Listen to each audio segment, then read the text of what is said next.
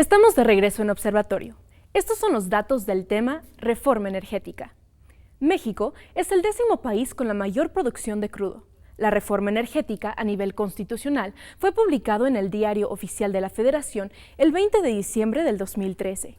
El marco jurídico energético anterior databa del año de 1938. Las leyes secundarias de la reforma energética fueron promulgadas por el presidente Enrique Peña Nieto el 11 de agosto de este año. La Ley de Hidrocarburos, la Ley del Fondo Mexicano del Petróleo para la Estabilización y el Desarrollo y la Ley de Órganos Reguladores Coordinados en Materia Energética son algunas de las nuevas 9 leyes en materia energética. Los organismos reguladores del sector serán la Comisión Nacional de Hidrocarburos y la Comisión Reguladora de Energía. Los legisladores del PRD impulsan una consulta popular en materia energética. Con la reforma, Pemex y CFE se convierten en empresas productivas del Estado. Regresamos contigo, Pedro.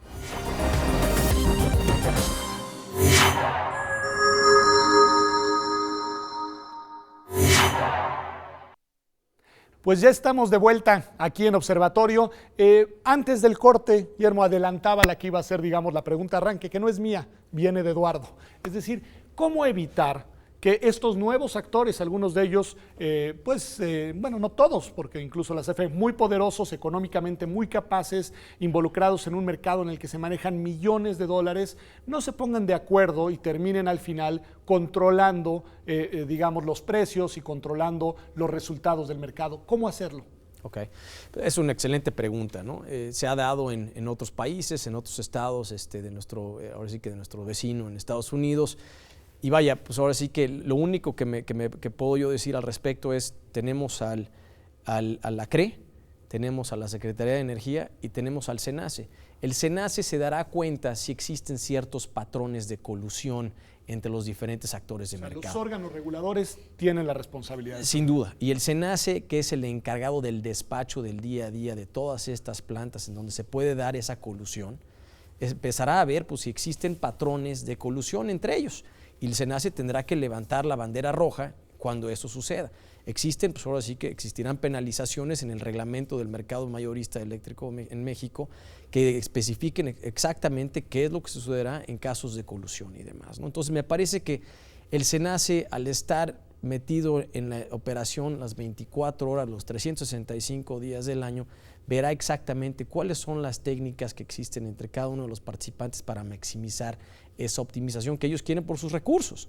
Y si detecta el SENACE colusión entre participantes, pues seguramente el SENACE levantará la bandera roja, como dije anteriormente, y se investigará a fondo. Pues enorme responsabilidad la que tiene. Ayúdanos nada más a ver cómo se integra. ¿Cómo se integra el SENACE?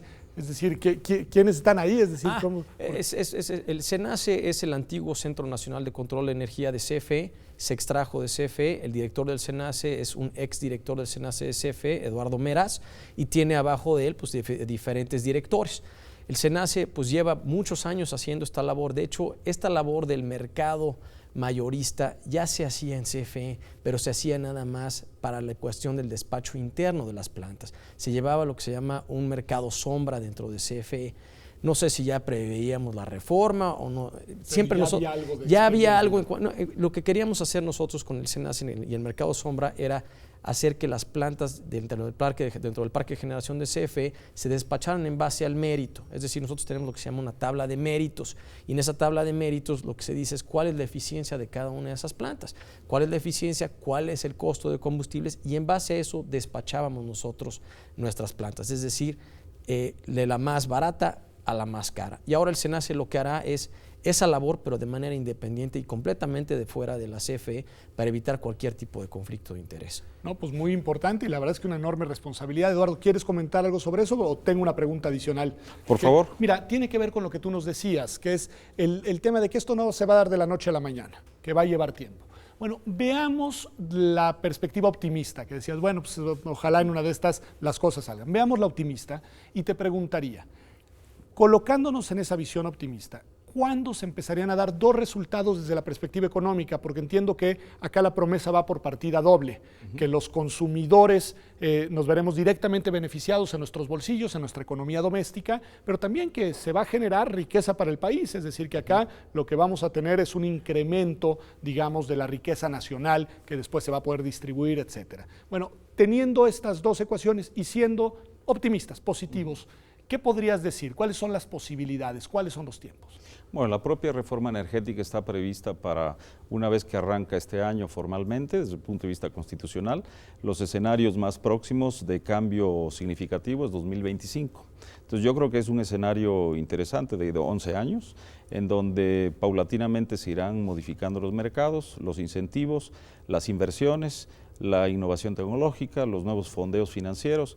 Entonces, si eso madura en esos 11 años, yo creo que en ese tiempo podríamos en efecto estar viendo algunos resultados para empezar a discutir qué tanto se han reducido los costos de producción, de operación, de suministro, con el propósito explícito de discutir la retarificación posible de la energía eléctrica. Si es que el Estado mexicano, mediante una mejor regulación de este nuevo mercado oligopólico, va a mantener el subsidio al nivel aproximado, me refiero a electricidad, del 70-73% del subsidio de lo que debiéramos estar pagando, según estimaciones de la propia Comisión Federal de Electricidad, o si ya los costos serán tales que ese subsidio puede reducirse, dado que paulatinamente podrán irse disminuyendo incluso los precios de mercado.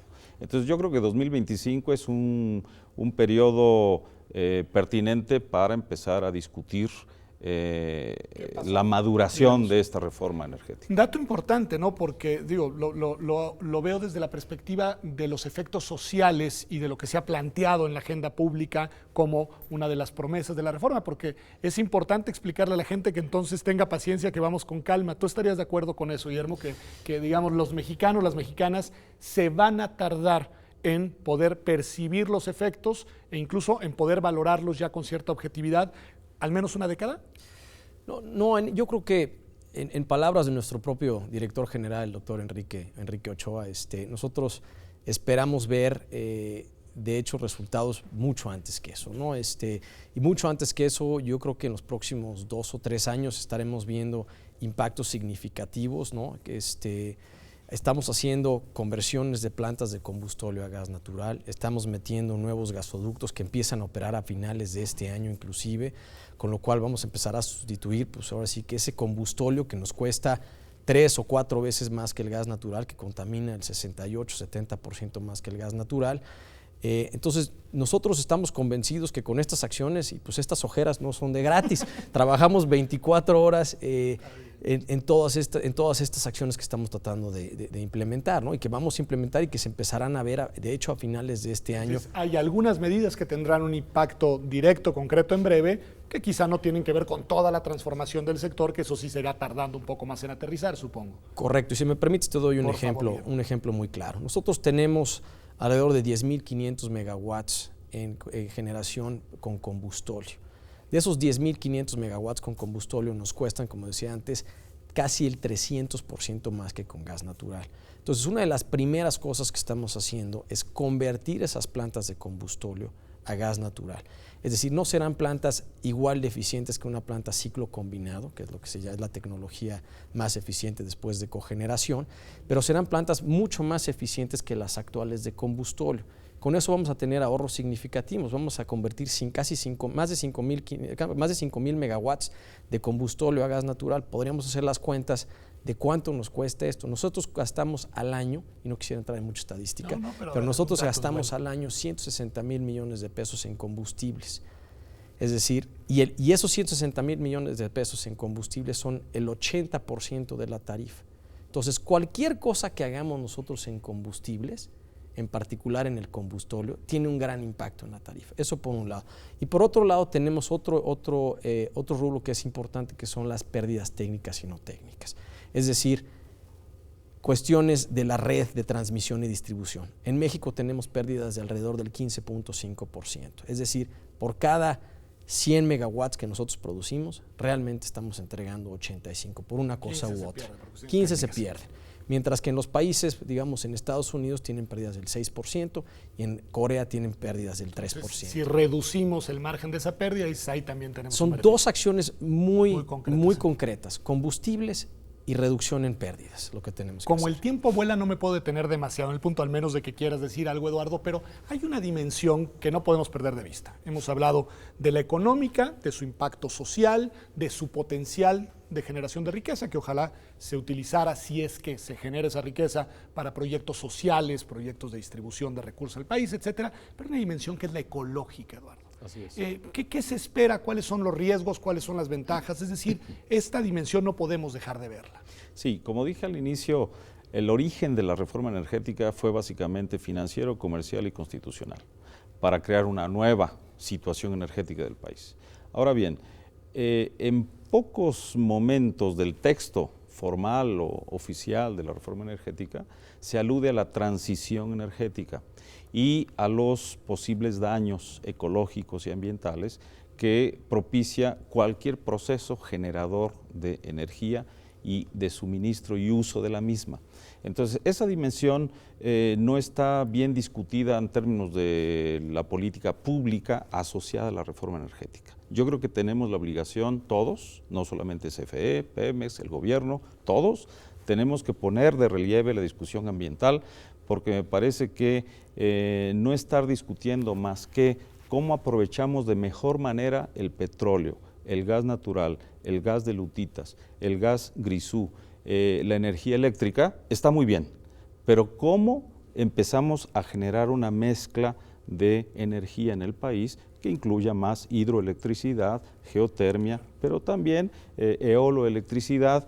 Y cierro este punto con energías alternativas y sobre todo porque tenemos 59 zonas metropolitanas en el país, que son las grandes consumidoras de energía, por donde la veamos, por la vía de las viviendas o de las industrias.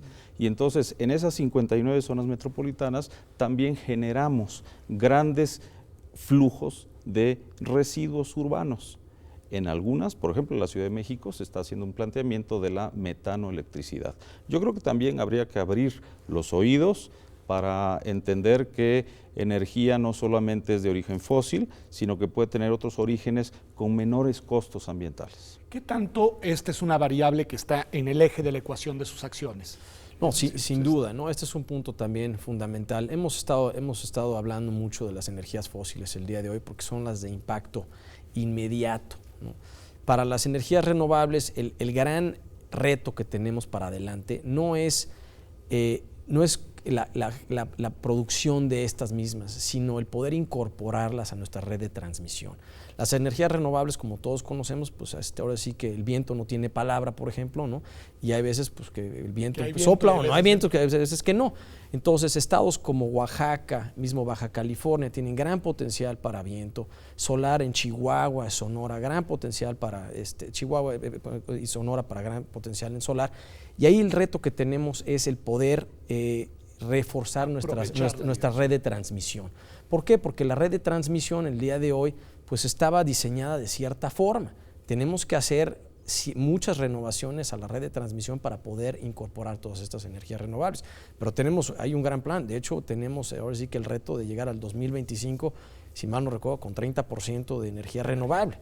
Es un gran reto. Estamos hablando de reforma energética, el tiempo vuela y no hemos hablado de política. Eduardo, ¿por qué se esperaba? Hubo debate público, etcétera, pero se esperaba quizá una reacción más, sólida en contra de la reforma, una oposición más fuerte, una posición más activa, y al final la reforma pasó sin mayores, sobresaltos. ¿Cómo explicar esto? Sí, yo creo que hubiera sido deseable, al menos es mi punto de vista, hubiera sido deseable una discusión muchísimo más amplia y participativa de sectores no exclusivamente partidarios o miembros de la estructura del Estado, Parlamento, gobierno ejecutivo, federal, Debate más etcétera. social, digamos. Exactamente, un debate social amplio. Ahora, ya estando con la reforma como realidad, me parece que sí tenemos una oportunidad muy importante para hacer esa discusión pública, muy nutrida, y entonces todavía sí estamos a tiempo de acompañar la implementación de la reforma con un debate. exactamente. Yo creo que absolutamente hay quienes tienen la postura de ir aún a la reconsideración, ¿no? Y tratar de hacer esfuerzos por diferentes mecanismos previstos incluso por el cuerpo jurídico del país, de ver si se puede echar para atrás la reforma, pero quienes pensamos que debemos de discutir con la reforma energética en la mano, me parece que también tenemos una obligación pública de preocuparnos por generar argumentos sólidamente construidos, con información en la mano, corroborables, con estudios técnicamente solventes, y me parece que ahí también los partidos políticos, las organizaciones gremiales, las universidades, sobre todo entre las públicas, tenemos una responsabilidad para generar ese marco de discusión y de mejoramiento de la política. No puedo no hacerte la pregunta, porque ahí viene la consulta probablemente de la reforma energética, es decir, incluso 2 consultas. ¿Puede darse esa consulta? Yo lo único que te preguntaría es, ¿ustedes están trabajando con las bases actuales o están tomando en cuenta que eventualmente podría haber ahí una marcha atrás? No, nosotros sin duda estamos trabajando con las bases actuales. Para nosotros, como lo mencionábamos antes, el tiempo es fundamental, ¿no? O sea, esta situación en la que México está el día de hoy, con las oportunidades como están y demás de manera internacional, pues no sabemos si van a estar ahí toda la vida. Entonces, para nosotros la implementación de la reforma como la conocemos es como la estamos llevando a cabo, y ahora sí que tenemos el tiempo en nuestra contra, la verdad, porque como Eduardo decía, él espera de aquí al 2025, el doctor Ochoa espera en los próximos 2 años, entonces tenemos que encontrar el fin común. Y las mexicanas y los mexicanos esperamos también resulta ayer, digamos. Claro. No, pues muchas gracias a los dos, Guillermo. No, el gusto es mío. Muchas gracias por la haber invitación. estado aquí en Observatorio. Bueno, pues esta ha sido nuestra sección de análisis en perspectiva. Vamos a un corte y ya volvemos a nuestra sección, ahora desde el campus. Con Andrea Marván hablaremos de otro tema, como todas las semanas, pero un tema muy importante y que alguna relación tiene: los daños al medio ambiente de algunas empresas en este país, sus consecuencias y sobre todo la terrible impunidad. Ya revolvemos.